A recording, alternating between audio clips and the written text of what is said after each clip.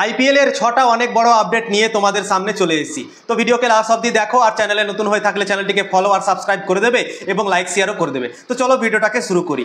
এক number update হচ্ছে Jos Buttler play অফের ম্যাচগুলো খেলতে পারবে না এই আইপিএল 2025 সালে, এবং তার পরিবর্তন হিসেবে কুশল মেন্ডিসকে দলে নিতে পারে গুজরাট টাইটেন্স। ওয়েস্ট ইন্ডিজ আর ইংল্যান্ডের মধ্যে টি20 আর ওয়ানডে সিরিজ আছে এবং 29 তারিখ থেকে শুরু হচ্ছে ওয়ানডে সিরিজ, এবং জস বাটলার সেই সিরিজে খেলবে। তাই জন্যই প্লে অফের ম্যাচগুলোতে জস বাটলারকে পাবে না গুজরাট টাইটেন্স। তাই জন্যই কুশল মেন্ডিসকে তারা দলে নিতে পারে। কুশল মেন্ডিস হচ্ছে শ্রীলঙ্কার উইকেট কিপার ব্যাটসম্যান এবং টপ অর্ডারে সে ব্যাটও করে, এবং জস বাটলারও টপ অর্ডারে ব্যাট করে। তো জস বাটলার আর কুশল মেন্ডিসের মধ্যে অনেকটা মেল আছে, কিন্তু জস বাটলারের মতো হতে পারবে না। জস বাটলারের লেভেলটা এক জায়গায় আছে এবং আইপিএল এসে অনেকগুলো রান করেছে, এবং এই বছরও গুজরাট টাইটেন্সের হয়ে 500 রান সে করে ফেলেছে। তো গুজরাট টাইটেন্স জস বাটলারের কমিটা তো পূরণ করতে পারবে না, কিন্তু তার লাইক টু লাইক রিপ্লেসমেন্ট নিতে পারবে। তো জস বাটলারের জায়গাতে প্লে অফের ম্যাচগুলোতে কুশল মেন্ডিসকে নিতে পারে গুজরাট টাইটেন্স, এইরকম খবর পাওয়া যাচ্ছে। অফিসিয়ালভাবে এখনো কনফার্ম হয়নি, কিন্তু শোনা যাচ্ছে কি জস বাটলার যখন চলে যাবে তখন কুশল মেন্ডিসকে দলে নিয়ে নেবে গুজরাট টাইটেন্স প্লে অফের ম্যাচগুলোর জন্য।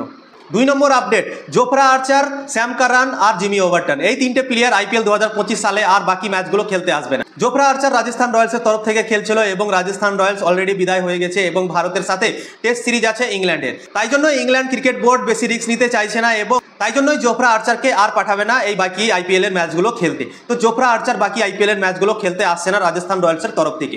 এবং স্যাম কারান আর জিমি ওভারটন আর স্যাম কারান, এই দুটো প্লেয়ারও ইংল্যান্ডের, এবং চেন্নাই সুপার কিংসের দল থেকে এই দুটো প্লেয়ার খেলছিল। তো শোনা যাচ্ছে কি এই দুটো প্লেয়ারও বাকি আইপিএল এর ম্যাচগুলো খেলতে আসবে না, কেননা চেন্নাই সুপার কিংস অলরেডি বিদায় হয়ে গেছে, এবং চেন্নাই সুপার কিংসের যে দুটো ম্যাচ বেঁচে আছে সেই দুটো ম্যাচে নতুন যে প্লেয়ারগুলো আছে সেই প্লেয়ারগুলোকে চান্স দেবে চেন্নাই সুপার কিংস। ওই জন্যই যে প্লেয়ারগুলো দরকার সেই প্লেয়ারগুলোকেই ডাকবে, এবং বাকি যে প্লেয়ারগুলো দরকার নেই সেই প্লেয়ারগুলোকে আর ডাকবে না চেন্নাই সুপার কিংস। তো দুটো ম্যাচ বেঁচে আছে, তো জিমি ওভারটন আর স্যাম কারান খেলতে আসবে না ইংল্যান্ড থেকে বাকি ম্যাচগুলো। 3 number update, আরসিবির captain Rajat Patidar আজকে সকাল সকাল আরসিবি দলে জয়েন হয়ে গেছিল। এর আগে তোমরা তো খবর শুনেছিলে কি আরসিবির ক্যাপ্টেন রজত পাতিদার আঙুলে চোট লেগেছিল, তাই জন্যই সে কয়েকটা ম্যাচ মিস করে যেত। যখন 8 তারিখে আইপিএলটা সাসপেন্ড হলো এবং 8 তারিখে লখনৌ আর আরসিবির মধ্যে খেলা ছিল, এবং সেই ম্যাচটাতে আরসিবির ক্যাপ্টেন রজত পাতিদার সেই ম্যাচটাতে খেলতো না, তার জায়গায় ক্যাপ্টেন্সি করতো জিতেশ শর্মা। কিন্তু আইপিএল সাসপেন্ড হয়ে গেল এবং সেই খেলাটা হলো না। আজকে সকালেই আরসিবির ক্যাপ্টেন রজত পাতিদার দলে জয়েন হয়ে গেছে, কিন্তু এখনও অফিসিয়ালভাবে কনফার্মেশন আসেনি কি তার চোট ঠিক হয়েছে কি হয়নি, সে খেলবে কি খেলবে না এখনও কিন্তু আমরা জানতে পারিনি। তো রজত পাতিদার খেলবে কি খেলবে না আমরা অবশ্যই 2 দিন পরে জেনে নেব। কলকাতা আর আরসিবির মধ্যে ম্যাচ আছে, তো সেই ম্যাচে যদি রজত পাতিদার খেলে তাহলে তোমরা ভেবে নাও কি সে অলরেডি ফিট আছে এবং তার কোনো সমস্যা আর নেই। কিন্তু অফিসিয়ালভাবে আরসিবির ম্যানেজমেন্ট কিন্তু এখনও জানায়নি কি সে ফিট আছে না আছে, শুধু এটাই জানিয়েছে কি সে দলে জয়েন হয়ে গেছে। 4 নম্বর আপডেট, কলকাতা নাইট রাইডার্সকে নিয়ে আছে। কলকাতা নাইট রাইডার্সের স্পিন বোলার মোয়েন আলী আসবে কি আসবে না বাকি আইপিএল এর ম্যাচগুলো খেলতে এখনো কনফার্ম হয়নি। এখনো সে বলেনি কি আমি আসবো কি আসবো না। আজকে 15 তারিখ হয়ে গেল, এবং 2 দিন পর আবার কেকেআর এর ম্যাচ আছে আরসিবির সাথে, কিন্তু মোয়েন আলীর এখনো খোঁজ খবর নেই, তার 50-50 হয়ে আছে। সে আসবে কি আসবে না এখনো কিন্তু কনফার্ম নিউজ দেয়নি কলকাতা নাইট রাইডার্সকে মোয়েন আলী। তো আজকের মধ্যে আশা করছি মোয়েন আলী জানিয়ে দেবে কি সে আসবে কি আসবে না, কিন্তু তোমরা ধরে রাখো সে আসতেও পারে নাও পারে। 50-50 মামলা হয়ে আছে মোয়েন আলীর জন্য। তো মোয়েন আলী আসবে কি আসবে না এখনো কিন্তু কনফার্ম নয়। তো দেখা যাক কি হয়, পরশুদিন ম্যাচ আছে, তো মোয়েন আলী যদি আসে তো অবশ্যই আমরা জানতে পেরে যাব। 5 নম্বর আপডেট, আরসিবি আর গুজরাটের জন্য অনেক বড় গুড নিউজ। আরসিবি দলের অলরাউন্ডার রোমারিও সেফার্ট পুরো সিজনের জন্য অ্যাভেলেবেল থাকবে। 17 তারিখ থেকে আইপিএল শুরু হচ্ছে এবং 3 তারিখ অবধি ফাইনাল হবে। ফাইনাল অবধি সে অ্যাভেলেবেল থাকবে আরসিবি দলের জন্য, এইরকম খবর পাওয়া যাচ্ছে।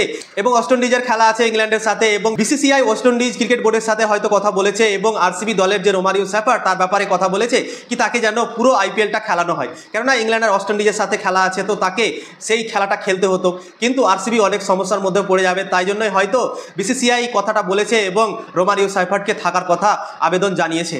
তো রোমারিও সেফার্ট আইপিএল এর পুরো ম্যাচগুলোই খেলবে এরকম নিউজ পাওয়া যাচ্ছে। এবং গুজরাট টাইটেন্সের জন্য অনেক বড় গুড নিউজ তোমাদেরকে বললাম, স্টেফান রাদারফোর্ডও পুরো আইপিএল এর জন্য অ্যাভেলেবল থাকবে গুজরাট টাইটেন্সের জন্য।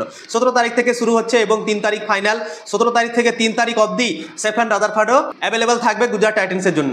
6 নম্বর আপডেট, কালকে বিসিসিআই আইপিএল এর একটা নিয়ম জানিয়েছে এবং বিদেশি প্লেয়ারদের জন্যই খাস করে এই নিয়মটা তৈরি করেছে। কালকে বিসিসিআই আইপিএল এর 10টা টিমকে বলে দিয়েছে কি যে বিদেশি প্লেয়াররা আসবে না খেলতে, তাদের রিপ্লেসমেন্ট তোমরা নিতে পারবে। আইপিএল এ যে প্লেয়ারগুলো আনসোল্ড হয়ে গেছিল সেই প্লেয়ারগুলোকে তোমরা আবার নিতে পারবে, যে প্লেয়ারগুলো আসতে পারবে না অ্যাভেলেবেল থাকবে না সেই প্লেয়ারদের জায়গায়, এবং কয়েকজনকে রিপ্লেসমেন্ট নিয়েও নিয়েছে। জেক ফ্রেজার ম্যাকগারের জায়গাতে মুস্তাফিজুর রহমানকে দলে নিয়েছে দিল্লি ক্যাপিটালস। এইভাবেই যে আনসোল্ড প্লেয়ারগুলো আছে সেই প্লেয়ারগুলোকে দলে নিতে পারবে আইপিএলের প্রত্যেকটা দল।